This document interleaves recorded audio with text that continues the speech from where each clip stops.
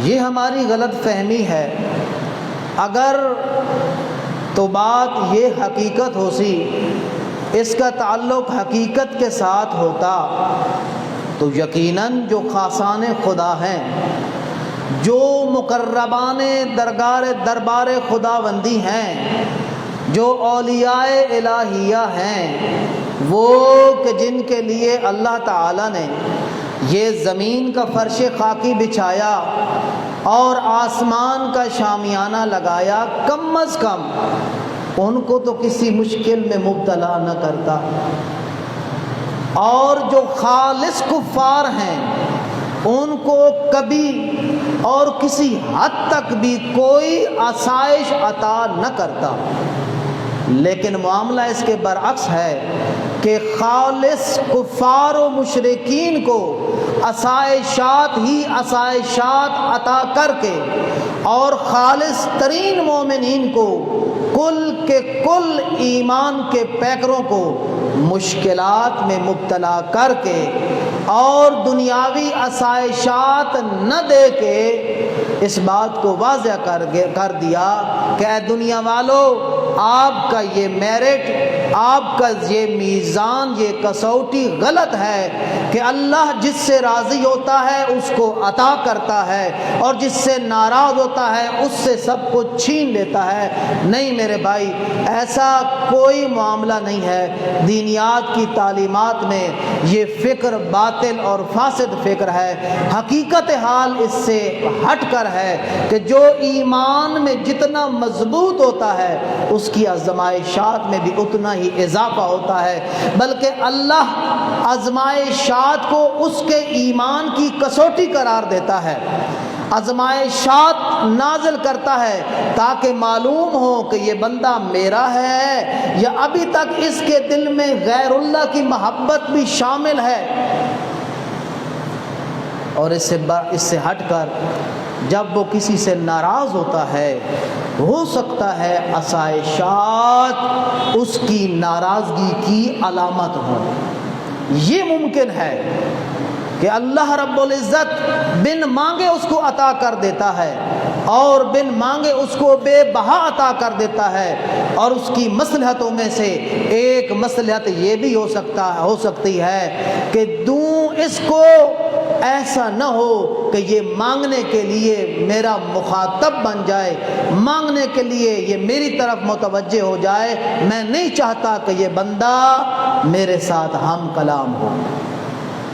اور اس کے برعکس کہ جب خاصان خدا کو اپنی دنیاوی آسائشات سے محروم کرتا ہے، ہو سکتا ہے اس میں مصلحت یہ ہو کہ نہ دوں گا تو یہ آتا رہے گا، نہیں دوں گا مانگتا رہے گا، اور مجھے پسند ہے کہ یہ میرا پیارا بندہ میرے دربار میں حاضر ہوتا رہے، میرے ساتھ ہم کلام ہوتا رہے، میرے ساتھ یہ خطاب کرتا رہے اور میں اس کے خطاب سے محظوظ ہوتا رہوں۔ اس لیے آسائشات کا بڑھنا اس بات کی دلیل نہیں ہے کہ خدا اس سے راضی ہے۔ اسی طرح مصائب کا اضافہ ہونا بھی اس بات کی دلیل نہیں ہے کہ اللہ رب العزت اس سے ناراض ہے، بلکہ جو سلسلہ ایمان و اسلام ہے اس میں کہانی یکسر مختلف ہے۔ جو جتنا ایمان میں مضبوط ہوتا ہے، اللہ کی آزمائش، اللہ کے امتحانات اور اللہ کی ابتلاءات کا نظام اس کے لیے وسیع ہوتا ہے، اور جتنا وہ صبر میں جتنا وہ ایمان میں مضبوط ہوگا، اتنا ہی اس کا صبر کا پیمانہ بلند سے بلند ہوگا۔ اور مومن اپنے صبر کی وجہ سے اپنی مشکلات میں کمی پیدا کرتا ہے، مگر جو مومن نہیں ہے یا ایمان میں کسی حد تک اس میں کمزوری پائی جاتی ہے، وہ بے صبری کی وجہ سے اپنی آزمائشات میں اضافہ کرتا ہے اور اپنی مشکلات کے دورانیہ کو بڑھا دیتا ہے۔ اس لیے معصوم کا ارشاد ہے کہ جو بھی مشکل آتی ہے، جو بھی آزمائش آتی ہے، وہ ڈیرے ڈالنے کے لیے نہیں، ختم ہونے کے لیے آتی ہے۔ مگر حضرت انسان اپنی بے صبری کی وجہ سے اس کو ہمیشہ کے لیے قیام کرنے کی دعوت دے دیتا ہے، اپنی بے صبری کی وجہ سے اپنی مشکلات میں اضافہ کر بیٹھتا ہے، اپنی بے صبری کی وجہ سے اپنی مشکل کے دورانیہ کو بڑھا دیتا ہے۔ اس لیے آزمائش اور مشکل اور ابتلا یہ ایمان کا لازمہ ہے۔ اے حضرت انسان، اے مومن باللہ، اے مومن بالرسول، ہر مشکل کا بہترین حل صبر کے علاوہ اور کچھ نہیں ہے۔ صبر ہی وہ واحد کنجی ہے کہ جس کی بنیاد پر آپ ہر قسم کی مشکل کو کھول سکتے ہیں، ختم کر سکتے ہیں۔ اور جتنا صبر کا پیمانہ بڑا ہوگا، آزمائش اتنی بڑی ہوگی۔ میں سلام پیش کرتا ہوں جناب زینب عالیہ، آپ کے صبر کی کون داد دے سکتا ہے؟ اے زینب عالیہ، آپ کے صبر کی تعریف کون کر سکتا ہے؟ آپ کے صبر کو کون بیان کر سکتا ہے؟ انتہا ہو جاتی ہے صبر زینب عالیہ کی اور مضبوطی ایمان کی اور مضبوطی پائے استقلال کی کہ جب زینب عالیہ غیر معصوم ہو کر امام معصوم کو صبر کی تلقین کرتی ہوئی نظر آتی ہے۔ یہ ہے زینب عالیہ، یہ ہے صدیقہ صغریٰ، یہ ہے زہرائے ثانی، کہ جو اگرچہ امام نہیں ہے، مرتبہ عصمت پر بھی فائز نہیں ہے، معصوم نہیں ہے، اگرچہ گناہگار نہیں ہے، محفوظ عن الخطا ہے، لیکن عصمت کا عدد منحصر ہے۔ آپ کی والدہ گرامی معصوم تھی، مگر جناب سیدہ زینب سلام اللہ علیہا معصوم نہیں ہے۔ تاریخ انسانی میں یا عباس ابن علی ابن ابی طالب ہے جو امام حسین جیسے معصوم عن الخطا کا معاون و مددگار ہے، ادھر زینب عالیہ ہے جو غیر معصوم ہو کر امام معصوم کو دلاسا دے رہی ہے، امام معصوم کا سہارا بن رہی ہے۔ جب امام چہاروں نے کربلا کے صحرا میں پڑے ہوئے لاشوں کو دیکھا، کہیں بابا بزرگوار کی لاش ہے، سر تن سے جدا ہے، جوڑ جوڑ سے جدا ہے، کہیں بھائی علی اکبر کی لاش ہے، کہیں چچا عباس کی لاش ہے، کہیں اعزاء و اقارب کی لاش ہے، کہیں حسن مجتبیٰ کے لال کی لاش ہے، کہیں اصحاب کبار کی لاش ہے۔ وہ اصحاب کہ مولا امام حسین علیہ السلام نے کہا تھا کہ جس طرح اللہ نے مجھے اصحاب دیے ہیں، اس طرح اصحاب نہ میرے نانا کو نصیب ہوئے ہیں، نہ میرے بابا کو نصیب ہوئے ہیں، نہ میرے بھائی حسن مجتبیٰ کو نصیب ہوئے ہیں۔ امام چہاروں نے جب ایسے اصحاب کے لاشیں دیکھے، صحرائے کربلا ہے، کسی کی لاش کہیں پڑی ہے، کسی کی لاش کہیں پڑی ہے۔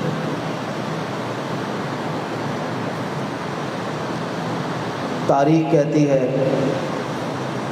ناسخ التواریخ نے لکھا ہے کہ مظلوم کربلا کو جب شہید کیا گیا، 3 مرتبہ مختلف اوقات میں 3 مرتبہ مختلف اوقات میں نعرہ تکبیر کی آواز بلند ہوئی۔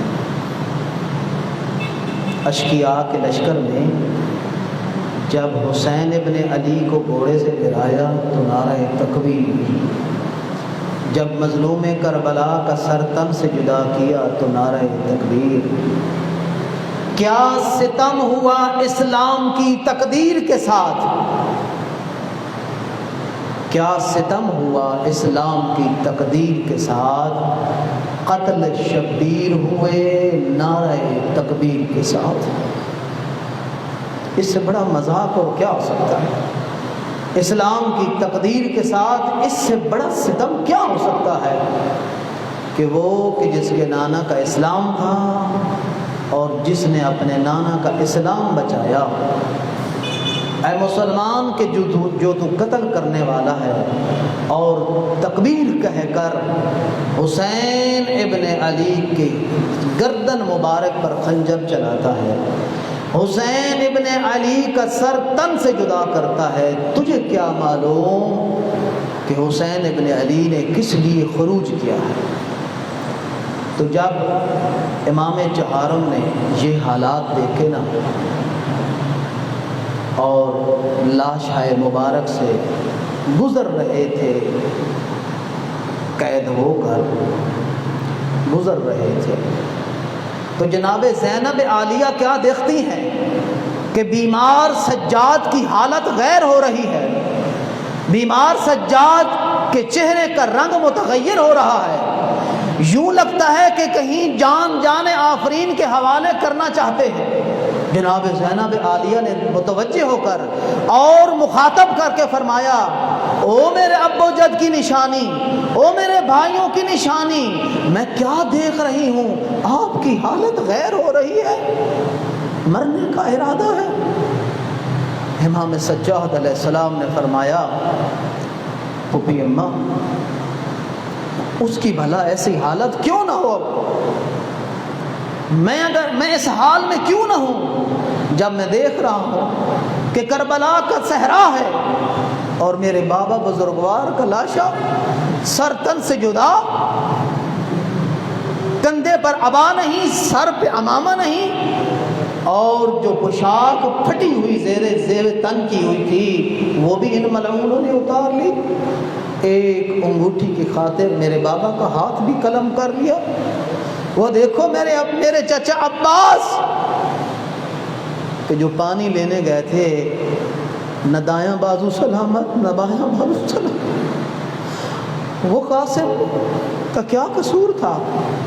وہ میرے بھائی علی اکبر، یہ زبان حال سے گویا کہ امام کہہ رہے ہیں، وہ میرا بھائی علی اکبر جو ہم شکل پیغمبر تھا، میرے بابا جب اپنے نانا کی زیارت کے مشتاق ہوتے علی اکبر کی زیارت کیا کرتے تھے، تو پھوپھی اماں میری حالت ایسی نہ ہو تو کیوں نہ ہو۔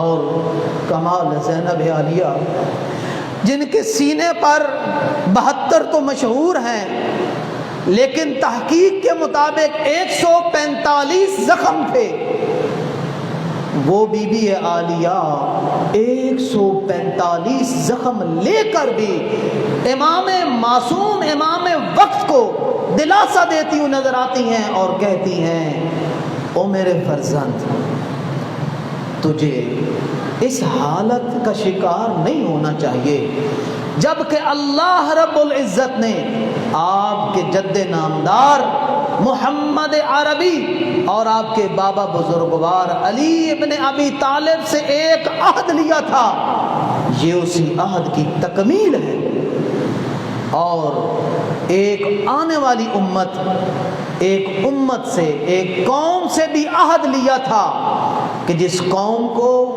وقت کے فرعون تو پہچانتے نہیں ہیں مگر وہ آسمان والوں کے نزدیک مشہور و معروف ہیں، اللہ تعالیٰ نے ان سے وعدہ لیا ہے کہ یہ جو صحرا میں سر کٹے تن پڑے ہیں، یہ جو خون آغشتہ لاشیں پڑی ہوئی ہیں، ان کو وہ دفنائیں گے، تیرے بابا کی قبر بنائیں گے، تیرے بابا کی قبر پر علم نصب کریں گے، اور باوجود گردش لیل و نہار کے تیرے بابا کا نام بھی روشن کریں گے، اور دشمنان وقت آل امیہ کافران امت تیرے بابا کی قبر کے نشان کو مٹانے کی ہر ممکن کوشش کریں گے، مگر یہ وہ قوم ہوگی جو تیرے بابا کی قبر کا نشان بھی بچائیں گے اور علم عباس کو بھی زندہ اور سلامت اور لہراتا رکھیں گے۔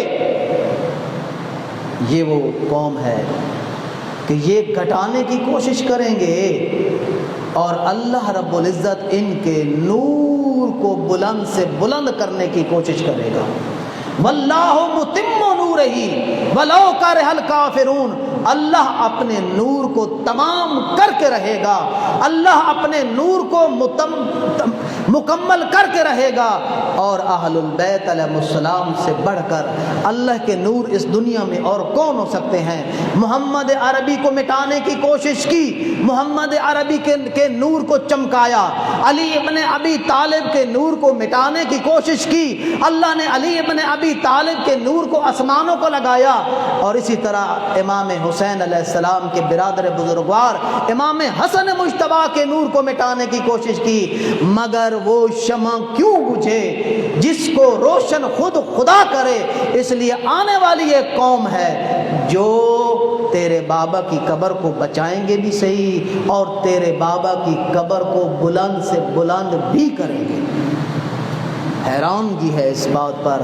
اللہ یہ صبر زینب عالیہ جو امام وقت کو صبر کی تلقین کر رہی ہیں، امام وقت کہ جن کی حالت غیر ہو رہی ہے، جو شدت علم اور درد کی وجہ سے اپنی حالت تبدیل کر رہے ہیں، مگر زینب عالیہ جو غیر معصومہ ہونے کے باوجود اس امام وقت کو دلاسا دے رہی ہیں۔ تو اے مومنین کرام، مجھے بتاؤ کون سی عقل ہے جو زینب عالیہ کے صبر تک اس کا طائر پرواز کر سکے؟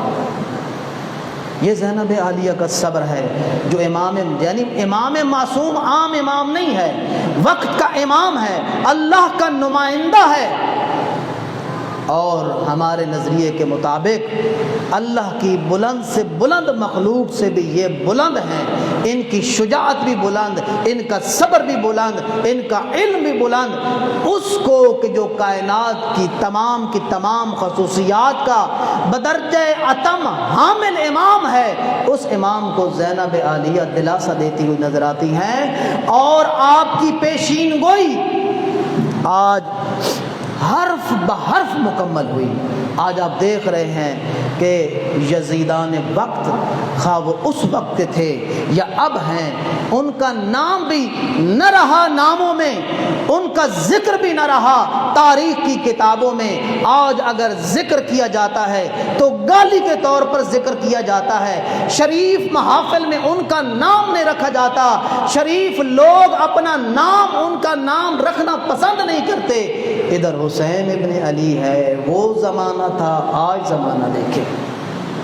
ہر دور میں کوشش کی گئی کہ ذکر اہل البیت کے ساتھ ساتھ آثار اہل البیت کو بھی ختم کر دیا جائے، مگر جناب زینب عالیہ کی یہ پیشین گوئی سچ ثابت ہوئی کہ اللہ نے ایک مخلوق پیدا کی جس مخلوق کو زمانے کے فرعون تو نہ جانتے تھے، آج تو الحمدللہ ہر کوئی جانتا ہے، مگر ملائکۃ السماء ان سے واقف تھے، انہوں نے ہی مظلوم کربلا کی قبر کا نشان زندہ رکھا، مظلوم کربلا کی قبر مبارک پر علم مبارک کو نصب کیا، اور آج ہم تک ہمارے حوالے کیا، اور الحمدللہ آج آپ بھی اسی صف میں شامل ہیں کہ جن کی مرہون منت، کہ جن کی وجہ سے ذکر حسین ابن علی، ذکر جناب سیدہ زہرا سلام اللہ علیہا، ذکر جناب زینب عالیہ صدیقہ صغریٰ ثانیہ زہرا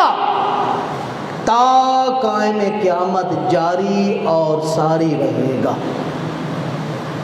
یہ ہے صبر جناب زینب سلام اللہ علیہا۔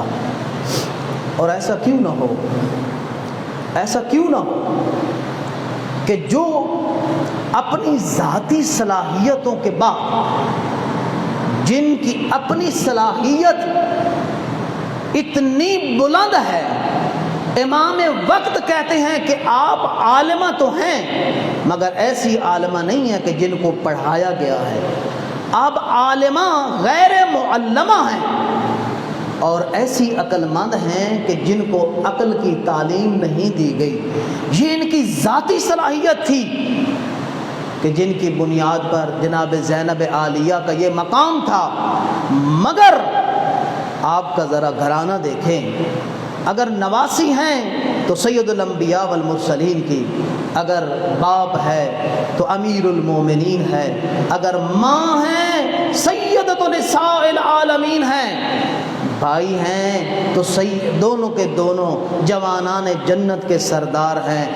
اور علامہ راشد خیری نے یہاں جب جناب زینب سلام اللہ علیہا کی جو گھریلو ذمہ داریوں کو ادا کرنے کے حوالے سے جب لکھا ہے، وہاں علامہ راشد خیری کہ جو سنی المذہب عالم دین ہیں، جنہوں نے سیدہ کی بیٹی نامی کتاب لکھی ہے اور سیدہ کا لال نامی کتاب بھی لکھی ہے، اور قبلہ علامہ صاحب نے کئی مقامات پر ان کا حوالہ بھی دیا ہے، یہ لکھتے ہیں کہ ایسا کیوں نہ ہو جو یہ گود میں، اس کی گود میں پلنے والی زینب عالیہ ہے کہ جس نے غیروں میں سے، غیروں پر یہ اثر چھوڑا ہے کہ حیوان سے انسان، پیتل سے سونا اور پتھر سے ہیرے بنا ڈالے۔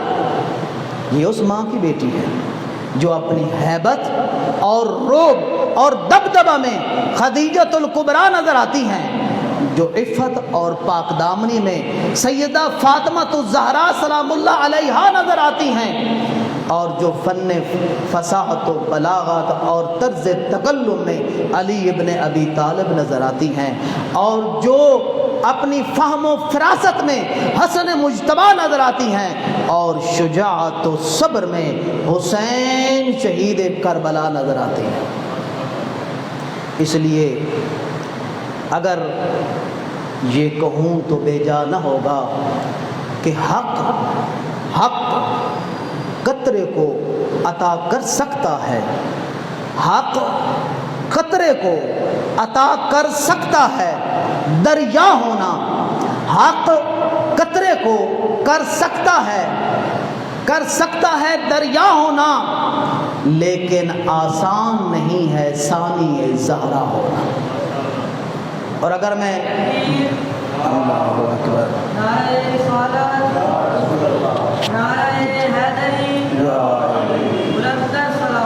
اللہم صلی علی محمد وآل محمد، اور جناب زینب عالیہ کا ایک قصیدہ محسن نقوی شہید کی زبانی اپنی اس تعریف کی اختتامی طور پر بیان کر دوں تو مخل نہیں ہوگا۔ جناب زینب عالیہ کی تعریف میں جناب محسن نقوی شہید اعلی اللہ مقامہ لکھتے ہیں، اسلام کا سرمایہ تسکین ہے زینب، اسلام کا سرمایہ تسکین ہے زینب، ایمان کا سلجھا ہوا آئین ہے زینب۔ بہت شاندار فکر ہے، بہت شاندار فکر ہے۔ ناقل نے کہا ہے کہ بلا علامہ صاحب کہتے ہیں کہ یہ اقبال ثانی تھا، علامہ اقبال ثانی تھا۔ کتنا پیارا فکر ہے، ایمان کا سلجھا ہوا آئین ہے زینب، حیدر کے خد و خال کی تزیین ہے زینب، شبیر ہے قرآن تو یاسین ہے زینب، شبیر ہے قرآن تو یاسین ہے زینب، یاسین قرآن کریم کا دل ہے، یہ گلشن عصمت کی وہ معصوم کلی ہے، یہ گلشن عصمت کی وہ معصوم کلی ہے، تطہیر میں زہرا ہے تو تیور میں علی۔ یہ ہے جناب زینب عالیہ۔ تاریخ کے اوراق میں یہ بات مرقوم ہے کہ 10ویں عاشور کے دن کو، عاشور کی عصر کو ملعون عمر ابن سعد نے شہدائے کربلا کے سر تن سے جدا کر کے کوفہ ابن زیاد کے دربار کی طرف روانہ کر دیے تھے۔ جو 11 محرم الحرام کو کوفہ پہنچ گئے تھے، اور دوسرے دن یعنی 11 کو ظہرین کے بعد اپنی نجس لاشوں پر جنازہ پڑھا، ان کو دفن کیا، اور مظلوم کربلا اور ان کے لاشہ مقدس کو اپنے حال پہ چھوڑ کے کوفہ کی طرف روانہ ہو گیا۔ تقریباً 20 کی تعداد میں خواتین تھیں اس قافلہ قیدیوں میں، اور 12 کی تعداد میں لڑکے تھے۔ یہ 20 خواتین اور 12 کی تعداد میں لڑکوں کا جو قافلہ ہے، یہ جو قیدیوں کا قافلہ تھا، یہ کوفہ کی طرف رواں دواں ہوا۔ اور جب یہ کوفہ میں پہنچنے لگا تو راوی کہتا ہے کہ ملعون ابن زیاد نے، عبید اللہ ابن زیاد لعنت اللہ علیہ نے، وہ سرح مقدس جو 11 محرم کو پہنچ چکے تھے، آج 12 محرم کو جب اس کو اطلاع ملی کہ اسارائے اہل البیت کے قیدی کوفہ پہنچنے والے ہیں، اس نے تمام کے تمام سر ادھر روانہ کر دیے تاکہ جب یہ کوفہ میں داخل ہوں تو اکٹھے داخل ہوں۔ راوی کہتا ہے، مسلم جساس راوی ہے، اور اس نے بڑی درد بھری یہ روایت پیش کی ہے۔ میں بڑھ رہا ہوں جناب سیدہ کے خطبے کی طرف۔ جناب سیدہ نے پہلا خطبہ یہاں دیا بازار کوفہ میں، دوسرا خطبہ دربار کوفہ میں، پھر بازار شام میں، اور پھر دربار شام میں۔ یہ پہلا خطبہ ہی ہے، اگر توفیق ہوئی تو یہی مکمل کریں گے، وگرنہ یہ ایسا کوزہ ہے کہ جس کے اندر سمندر سمویا ہوا ہے۔ خطبہ چند سطور کا ہے، مگر اس میں اسلام کا ایک معتد بے حصے کی تعلیم پوشیدہ ہے۔ مسلم جساس کہتا ہے کہ میں ادھر ابن زیاد ملعون کے محل دارالعمارہ میں کام کر رہا تھا۔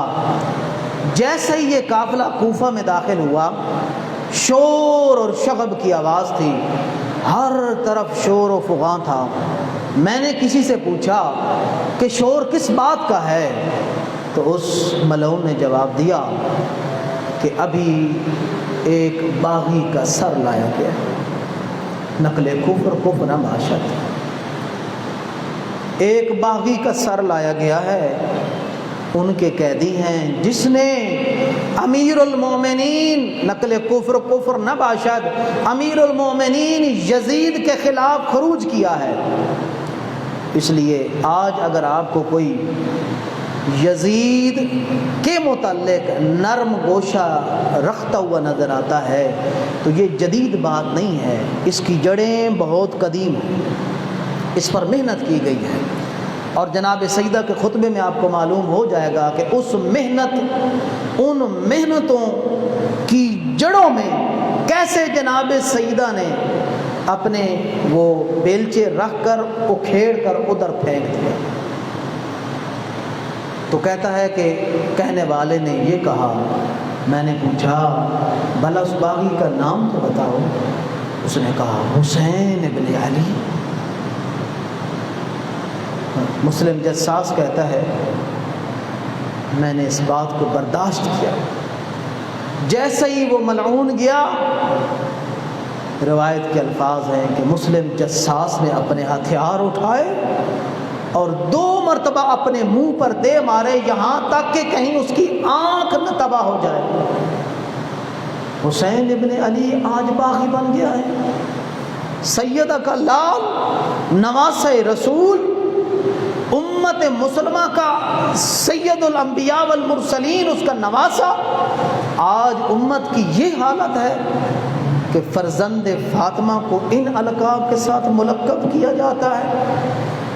وہ کہتا ہے میں نے ہاتھ دھوئے اور میں دارالعمارہ کی دوسری طرف سے پہنچ گیا وہاں کہ جہاں لوگوں کا ہجوم تھا، جہاں لوگ جوک تر جوک اکٹھے ہو رہے تھے، اور وہ ایسے اکٹھے نہ ہو رہے تھے، ان کو اکٹھا کیا گیا تھا۔ ابن زیاد ملعون نے اعلان کیا تھا، آؤ آج ایک تماشا لگنے والا ہے، تم بھی آؤ اس تماشے کا مظاہرہ کرو، لیکن خبردار کوئی بندہ اپنے ساتھ ہتھیار نہ لائے۔ اس لیے ہجوم جم گٹھا ہو گیا، مسلمان اکٹھے ہو گئے، دیکھنا چاہتے ہیں کہ آنے والا باغی کون ہے، یہ جو اسارا آ رہے ہیں، یہ قیدی آ رہے ہیں، یہ کس قوم اور قبیلے سے تعلق رکھتے ہیں۔ بلکہ وہ تماشا دیکھنا چاہتے تھے کہ یہ امیر یزید کے خلاف انہوں نے خروج کیا، اب ان کو صدائیں ملیں گی اور ہم تماشا دیکھیں گے۔ راوی کہتا ہے کہ جیسے ہی میں نے دیکھا کہ اچانک شور ہوا، باب کوفہ سے ایک قافلہ آیا جو 40 اونٹوں پر مشتمل تھا، 40 اونٹوں پر یہ اسارائے اہل البیت سوار تھے۔ کیا دیکھتا ہوں کہ کوئی فاطمہ زہرا کی بیٹی ہے، کوئی فاطمہ زہرا کی، کوئی، سب اسارائے اہل البیت، سب اسارائے اہل البیت ہے، سب اہل البیت کے گھرانے سے تعلق رکھنے والے ہیں، وہ سوار ہیں اور وہ قیدی ہو کے آ رہے ہیں۔ اور کیا دیکھتا ہوں، ایک بے پلانے اونٹ پر، بے پلانے اونٹ پر بیمار سجاد سوار ہے، ان کی رگوں سے خون جاری، بے پلان اونٹ پر چند قدم بھی سفر نہیں کیا جاتا۔ آپ میں سے جو زیارت کر آئے ہیں، آپ جانتے ہیں کہ کربلا سے کوفہ کا کتنا فاصلہ ہے۔ اس وقت اونٹوں پر ایک دن اور ایک آدھا دن لگا، اتنا سفر تھا، اتنا سفر لگاتار، نہ صرف بیمار کربلا بے پلانے اونٹوں پر سفر کرتے رہے تو کیوں نہ ہو رگ رگ سے خون جاری۔ صرف بیمار سجاد نہ تھے، زینب عالیہ بھی تھی جنہوں نے بے پلانہ اونٹوں پر سواری کی، جناب زینب عالیہ بھی تھی۔ یہ راوی کہتا ہے کہ جب اسی ہم اثنا میں کھڑے تھے کہ اچانک ایک پھر شور بلند ہوا، لوگ متوجہ ہوئے، کیا دیکھتا ہوں کہ شہدائے کربلا کے سر وہ روانہ کیے گئے ہیں تاکہ قافلہ کے ساتھ وہ بھی داخل کوفہ ہو۔ جناب زینب عالیہ نے جب دیکھا نا، چونکہ 10ویں کو دیکھا تھا ذبح ہوتے ہوئے، 10ویں والے دن دیکھا تھا کہ 72 قدم کے فاصلے پر زینب عالیہ کا بھائی کند خنجر کی ضربوں سے ذبح ہو رہا ہے، اور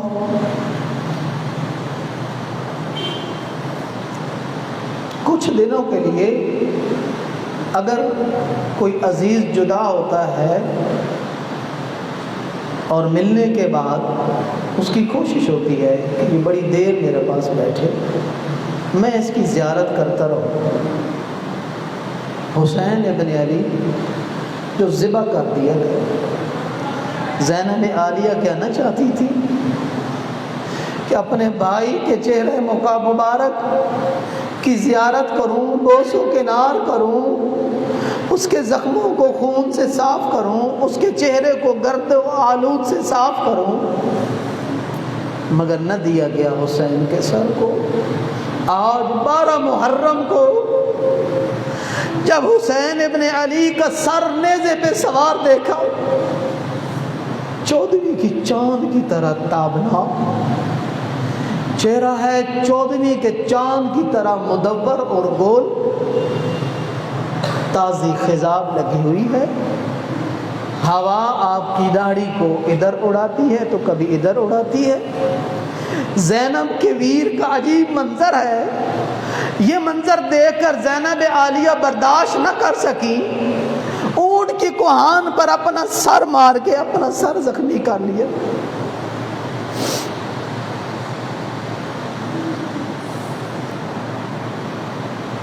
جناب زینب عالیہ صابرہ خاتون تھی،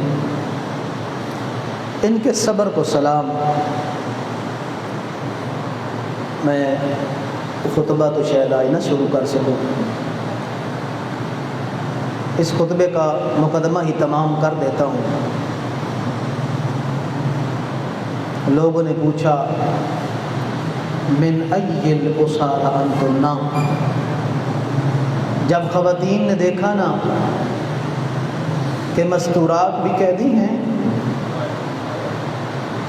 بچے بھی ساتھ ہیں، مستورات بھی قیدی ہیں، بچے بھی ساتھ ہیں، یہ ان کے مرد ہیں جو ان کا سہارا تھے، ان کو قتل کر دیا گیا۔ ان کے پاس کھجوریں تھیں، پھینکنا شروع کر دی۔ جناب ام کلثوم یہ کہہ کر بچوں کے ہاتھوں سے کھجوریں لے لیا کرتی تھی کہ یہ صدقہ ہے، والصدقۃ علینا حرام، اور صدقہ ہم پر حرام۔ امام سجاد نے کہا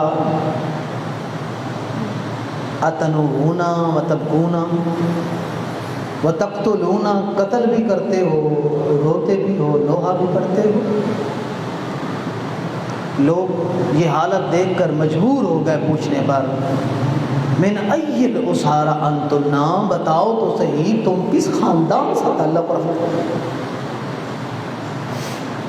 آپ نے فرمایا من اسارى آل محمد، ہم تمہارے نبی کی آل ہیں۔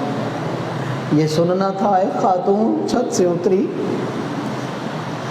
اس خاتون کا بھلا ہو، اس نے چند چادریں لیں اور مخدرات و عصمت و طہارت کے حوالے کی، جن کے ساتھ انہوں نے اپنا سر اور چہرہ چھپایا۔ جناب زینب عالیہ راوی کہتا ہے کہ حالت یہ تھی کہ پاس والا بندہ ساتھ والے کی آواز نہ سن سکتا تھا، ساتھ والا بندہ آواز نہ سن سکتا تھا۔ علی کی بیٹی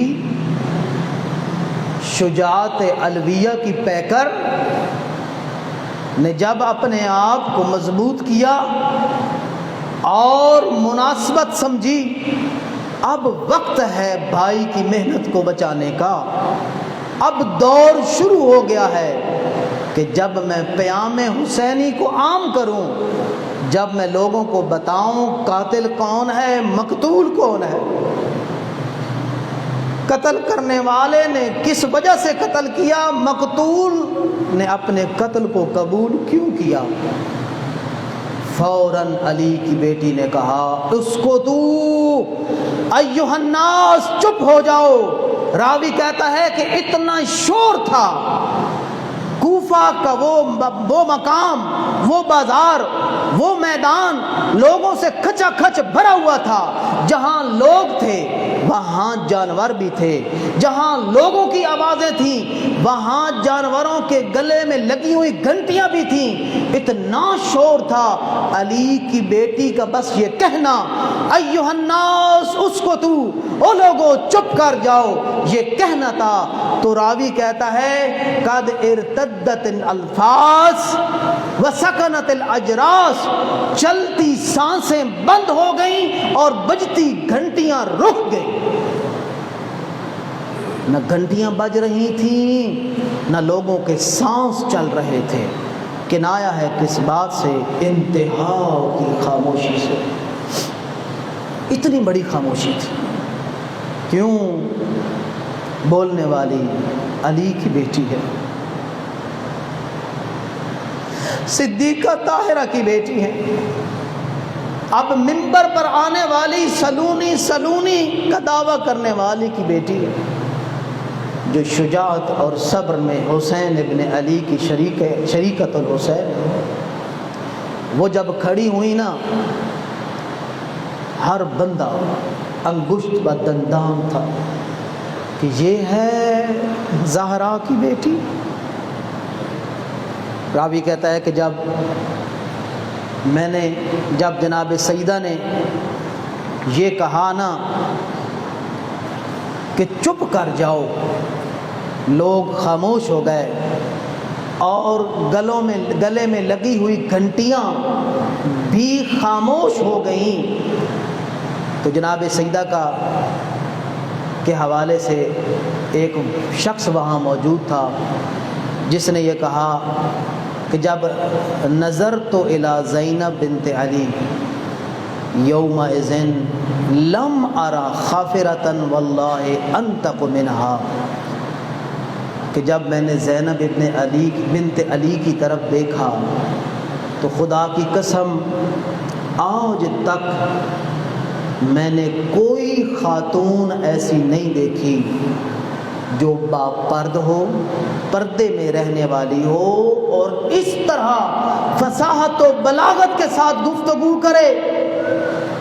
کأنها تفرغ من لسان امیر المومنین علی ابن ابی طالب، گویا کہ علی ابن ابی طالب آج کوفہ کے میدان میں آ گئے ہیں اور وہ خطاب کر رہے ہیں. علی ابن ابی طالب. اور اس کا یہ فکرہ بڑا عجیب ہے. لم ارا خفرتن واللہ انطق منها، میں نے کبھی ایسی خاتون کو نہیں دیکھا. خافراتن کہتے ہیں گھریلو خاتون کو جو پردے میں رہتی ہو، اور عام خواتین تو ظاہر سی بات ہے کہ بولتی ہیں، غیر محرم کے ساتھ کلام کرتی ہیں، بسا اوقات مقابلے کرتی ہیں، بسا اوقات بہت کچھ بولتی ہیں، مگر یہ اجنبی بات ہے کہ پردے میں رہنے والی خاتون، وہ بھی اہل و بیت و عصمت و طہارت کے ساتھ تعلق رکھنے والی، وہ خاتون کو جو نواسی رسول ہے، وہ خاتون کہ جس کا بابا علی ہے، جس کی ماں زہرا ہے، وہ خاتون کہ جس کے بارے میں پڑوسی کہتا ہے، پڑوسی کہتا ہوا نظر آتا ہے کہ میں جتنا عرصہ مدینے میں ان کے جوار میں رہا ہوں، میں نے زینب عالیہ کا نہ قد و قامت دیکھا ہے، نہ میں نے ان کی گھر سے آواز سنی ہے. یہ زینب عالیہ ہے. یہ زینب عالیہ اتنی حیا اور عفت کی مالک خاتون، اور بھرا مجمع جو اپنے والدین، اپنے بزرگوں کے سامنے اس طرح جرت کے ساتھ کلام نہ کرے. وہ خاتون آج کوفہ کے بازار، جہاں اپنے بھی ہیں، بیگانے بھی ہیں، دشمن بھی ہیں، دوست بھی ہیں، وہ بھی ہیں کہ جو ذکر پاک کرنے والے ہیں، وہ بھی ہیں کہ جو آپ کے ذکر کو مٹی میں ملانے والے ہیں، وہ بھی ہیں. دشمن ہے، سر عریان ہے، چہرے پہ پردہ نہیں ہے، اور 145 زخم سینے پر لیے ہوئے. یہ خاتون ایسے کلام کرے تو خدا شاہد ہے، اس پر تعجب ہے، واقعاً تعجب ہے کہ علی کی بیٹی ہو، رسول اللہ کی نواسی ہو، زہرا کی بیٹی ہو، وہ اوباشوں اور آواروں کے مجمع میں ایسے کلام کرے کہ چلتی سانسیں رک جائیں، بجتی گھنٹیاں خاموش ہو جائیں، اور لوگ انگشت با دندان ہو جائیں اور کہنے پر مجبور ہو جائیں کہ لگتا ہے آج علی دوبارہ زندہ ہو گیا ہے. وہ زینب عالیہ کوئی وجہ نہیں ہے سوائے اس کے کہ اللہ رب العزت کی خصوصی عنایت تھی. زینب عالیہ کا یہ فصل الخطاب یہ کسی معجزے سے کم نہ تھا، یہ کسی اعجاز سے کم نہ تھا کہ اتنا مجمع ہو، ایک خاتون بولے اور سارے مجمع پر سناٹا چھا جائے. یہ زینب عالیہ آپ کی عظمت کو سلام ہے. یہ زینب عالیہ آپ کی اس میں عظمت ہے کہ رب الارباب قدم بے قدم بہ قدم آپ کی عظمت کو نمایاں کر رہا ہے. واللہ متم نورہ، خدا نے بھی ارادہ کر لیا ہے کہ وہ اپنے نور کو تمام کر کے رہے گا، وَلَوْ كَرِهَ الْكَافِرُونَ، اگرچہ آل امیہ کو یہ بات برداشت نہ ہو۔ اللہ ہے جو اس نور کو بلند بھی کر رہا ہے، اس نور کو تمام بھی کر رہا ہے، اور ان کی دھیمی آواز کو بھی لوگوں کے کانوں تک پہنچا رہا ہے۔ یہ زینب عالیہ ہے جن کو فصل الخطاب عطا کیا گیا ہے، اور ہمارا یہ نظریہ ہے کہ فصل الخطاب یعنی ایسی گفتگو کرنا کہ جس کے ساتھ حق اور باطل کے درمیان تمیز کرنا آسان ہو، غلط اور صحیح کو جدا کرنا آسان ہو، بالکل واضح اور واضح الفاظ ہوں، بالکل ایک معنی پر مشتمل ہوں، دوسرا معنی نہ رکھتے ہوں، سننے والا بوڑھا ہو تو سمجھ جائے، بچہ ہو تو سمجھ جائے، اس کو کہتے ہیں فصل الخطاب۔ اور فصل الخطاب انبیاء کی صفت ہے، یہ انبیاء کو عطا کیا گیا۔ اگر ہم اس بات کے قائل نہ ہوں کہ فصل الخطاب انبیاء کا ہی خاصہ ہے، اگر خاصہ ہو جائے تو ظاہر سی بات ہے ہم قائل نہیں ہو سکتے کہ غیر نبی کو بھی فصل خطاب عطا کیا گیا ہے۔ اور غیر نبی سے میری مراد کہ جو منصب امامت پر بھی فائز نہ ہو، وگرنہ ائمہ علیہ السلام ان کو فصل خطاب عطا کیا گیا ہے۔ ائمہ علیہ السلام کے متعلق جو روایات وارد ہیں، ان میں ایک ہے کہ امام صادق علیہ السلام خود فرماتے ہیں، جس کا ایک ہی جملہ آپ کی خدمت میں پیش کروں کہ امام علیہ السلام نے فرمایا، وَعِنْدَنَا عِلْمُ الْمَنَايَا وَالْبَلَايَا وَالْقَضَايَا وَالْوَصَايَا وَفَصْلُ الْخِطَابِ۔ ائمہ معصومین علیہ السلام فرماتے ہیں کہ ہمیں فصل خطاب بھی عطا کیا گیا ہے۔ انبیاء کی بھی صفت ہے فصل الخطاب، ائمہ خدا کی بھی صفت ہے فصل الخطاب۔ اور جب کل عرض کیا تھا کہ رسول خدا نے دونوں بھائیوں حسن اور حسین کے مصائب پر رونے والے کے ثواب میں جناب زینب عالیہ پر رونے والے کے ثواب کو شریک کیا ہے، اور جب رسول خدا نے فرمایا کہ حسن و حسین اس شجرہ نبوت کے پھل ہیں، تو کیا زینب عالیہ پھل نہیں ہے؟ تو جو عطا ان کو کیا گیا ہے وہ عطا زینب عالیہ کو بھی کیا گیا ہے، سوائے اس کے کہ جس سے منع کیا گیا ہے، اور فصل الخطاب کی عطا میں منع وارد نہیں۔ زینب عالیہ کو فصل الخطاب، اور کیوں نہ فصل الخطاب ہو؟ کیا فصل الخطاب کی صلاحیت نہیں رکھتی؟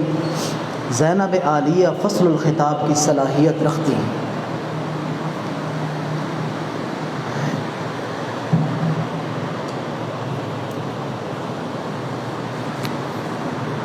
اختلاف ہے کہ شب عاشور مشکل تھی یا شام غریبہ مشکل تھی، ان دونوں میں سے سخت دن کون سا تھا؟ اہل البیت کے لیے شام غریبہ یا اہل البیت کے لیے شب عاشور مشکل تھی؟ وہ وقت شام غریبہ کی جب ابتدا ہوتی ہے، جب ملعونوں نے لوٹ و تبرکات کے نعرے بلند کیے، جب اہل البیت کے خیام کو بھی آگ لگا دی، اس منظر کو کسی شاعر نے بڑے احسن انداز سے منظم کیا ہے۔ کہتا ہے کہ آتش زدہ خیام سے نکلے جو سب حرم، آتش زدہ خیام سے نکلے جو سب حرم، کام پا فلک زمین نے لی کروٹیں بہم، سیدانیوں کو دیکھ کر بولا وہ بے حیا، حکم یزید ہے کہ اتار لو ہر ایک ردا۔ پھر اس کے بعد کیا ہوا؟ ہائے توہین اہل بیت پیغمبر ہوئی روا، توہین اہل بیت محمد ہوئی روا، سب ظالموں کو حکم یزید لعین ہوا، لوٹو تبرکات علی و بطول کو قیدی بنا کے لے چلو آل رسول کو۔ اب وقت کے دامن میں گنجائش نہیں ہے کہ میں شام غریبہ کے مسائل بیان کروں، کہ میں شب عاشور کی حقیقت کو بیان کروں۔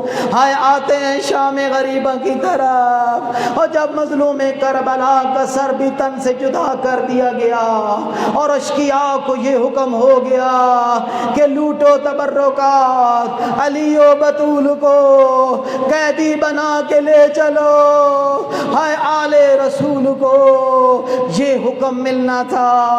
اور جناب زینب عالیہ فرماتی ہیں اور ملعونوں کے گروہ در گروہ وہ ہمارے خیام کی طرف بڑھتے ہیں، اور کوئی ہمارے گوشوارے چھین رہا ہے، اور کوئی ہمارے پیروں سے خلخال اتار رہا ہے، اور جس کو اور کچھ نہ ملا اس نے ہماری چادریں اتار لی۔ ہائے بیمار سجاد، وہ تو بیمار تھے اور بستر بیماری پر تشریف فرما تھے، اور بیمار سجاد کے پاس اور کیا تھا؟ اور جناب زینب عالیہ فرماتی ہیں اور جناب سجاد کے نیچے سے پڑا ہوا بستر بھی کھینچ لیا، اور امام سجاد علیہ السلام منہ کے بل زمین پر جا گرے۔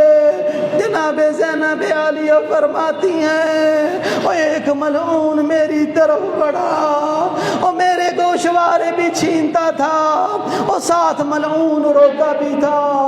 میں نے پوچھا ملعون لوٹتا بھی ہے روتا بھی ہے؟ اس ملعون نے جواب دیا او اہل بیت پیغمبر، اور لوٹتا اس لیے ہوں کہ کوئی اور لوٹ کے لے جائے گا، اور روتی رلاتی آپ کی بے کسی ہے جناب فاطمہ بنت حسین، اور وہ بھی اسی طرح کی ایک دل خراش روایت بیان فرماتی ہیں۔ جناب فاطمہ یہ کہتی ہیں اسی طرح ایک ملعون میری طرف بھی آیا اور میری چادر بھی اتار رہا ہے اور میرے گوشوارے بھی اتار رہا ہے اور روتا بھی ہے۔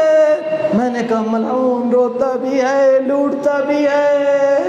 اس نے بھی یہی جواب دیا کہ روتا اس بات پہ ہوں کہ میں تم اہل البیت کو لوٹ رہا ہوں، اور لوٹتا اس لیے ہوں کوئی اور لوٹ لے گا۔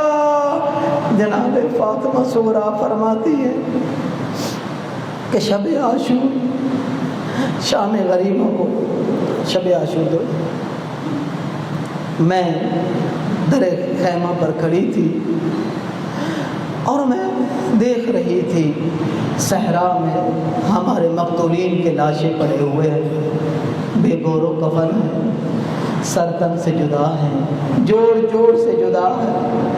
میں حیران تھی، میں پریشان تھی، میں سوچ رہی تھی ہائے ملعون اب ہمارے ساتھ کیا کریں گے۔ اسی اسنا میں دیکھتی ہوں ایک ملعون گھوڑا دوڑاتے ہوئے ہاتھ میں نیزہ لیتے ہوئے ہائے خیام میں داخل ہوتا ہے، کبھی کسی بی بی کو تنگ کرتا ہے، کبھی کسی بی بی کو نیزے کی انی کے ساتھ اذیت دیتا ہے۔ میں دیکھ رہی تھی اسی اسنا میں یہ ملعون میری طرف بڑھا اور اس خیال سے کہ شاید اس ملعون سے بچ جاؤں میں نے بھاگنا شروع کیا، اور بی بی مقدسہ بھاگ رہی ہیں اور مخدرات عصمت و طہارت دوڑ رہی ہیں، اور وہ ملعون بھی میرا پیچھا کر رہا ہے۔ اس ملعون کے ہاتھ میں نیزہ تھا، اس ملعون نے میری پشت پر یوں نیزہ مارا اور میں منہ کے بل زمین پہ جا گری، اس ملعون نے میری چادر اتار لی۔ بی بی فرماتی ہیں میں تو بے ہوش ہو گئی، کچھ دیر بعد کیا دیکھتی ہوں کہ میرا سر پھوپھی اماں کی گود میں ہے، اور میری پھوپھی اماں زینب عالیہ میری اپنی گود میں میرا سر رکھ کر بیٹھی ہیں اور مجھے بیدار کرنے کی کوشش کر رہی ہیں۔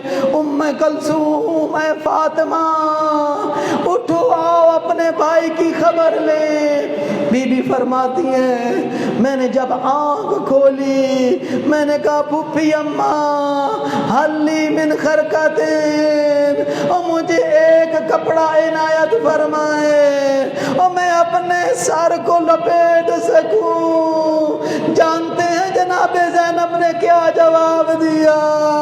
اور زینب عالیہ نے فرمایا اور میری بیٹی تیری پھوپھی بھی تیری طرح ہے۔ جناب صغرا کہتی ہیں جب میں نے اپنی پھوپھی اماں کی طرف دیکھا تو وہ بھی سر عریان، ان کے سر پہ بھی چادر نہ تھی۔ ہم مل کر گئے بیمار سجاد کی خیر لینے۔ کیا دیکھتے ہیں بیمار سجاد زمین پر، اوندے منہ زمین پر پڑے ہیں اور گویا بے حس و حرکت ہے۔ ہم نے ان کو اٹھایا اور مل کر پھر رونا شروع کیا، مصائب اور گریہ کیا۔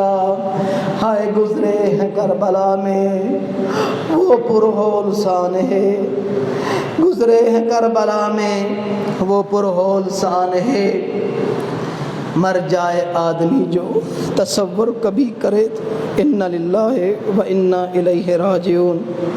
فسیعلم الذین ظلموا ای منقلب ینقلبون۔ بار الہ بحق محمد و اہل بیت محمد علیہ السلام ہماری ادرس عبادت قبول اور منظور فرماؤ۔ الہ العالمین ہمیں خلوص کے ساتھ صف جناب زینب سلام اللہ علیہ میں حاضر ہونے کی توفیق عطا فرما۔ الہ العالمین ہمارے مرحومین و مرحومات کے گناہ معاف فرما۔ میرا اللہ ان کے درجات بلند فرما۔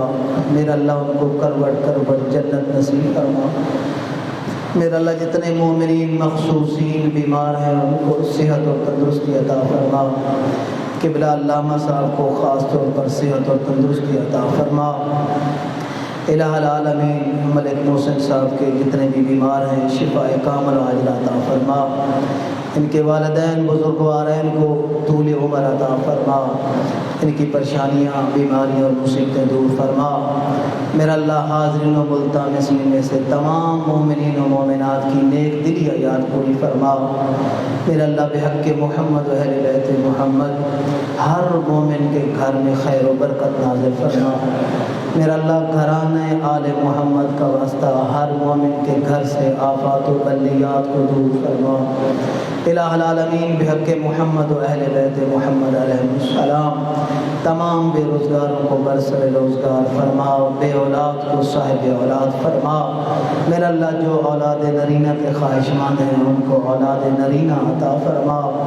میرا اللہ بحق محمد و اہل بیت محمد علیہ السلام ہمارے بچوں کی عمر دراز فرما۔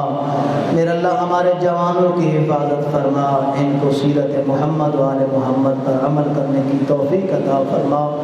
میرا اللہ ہماری بچیوں ہماری ماؤں بہنوں کے پردوں کی حفاظت فرما۔ جناب زینب عالیہ کے پردے کا واسطہ میرا اللہ ان کی عزت کو سلامت فرما، محفوظ فرما۔ الہ العالمین ظہور امام زمان علیہ السلام میں تعجیل فرما۔ ہمیں امام علیہ السلام کے اعوان و انصار میں شامل ہونے کی توفیق عطا فرما۔ ہمیں ذکر مظلوم کربلا اور ذکر اہل البیت علیہ السلام کو زندہ کرنے کی توفیق عطا فرما اور قیامت کے ساتھ متصل کرنے کی توفیق مرحمت فرما۔ اس وقت کے امام جو وارث عزاداری مظلوم کربلا ہے بخیر و عافیت اس امانت کو ان کے حوالے کرنے کی توفیق عطا فرما۔ ربنا تقبل منا انک انت السمیع العلیم وتب علینا انک انت التواب الرحیم بجاہ النبی و آلہ الطیبین الطاہرین المعصومین۔ اللہم صل علی محمد و آل محمد وعجل فرجهم۔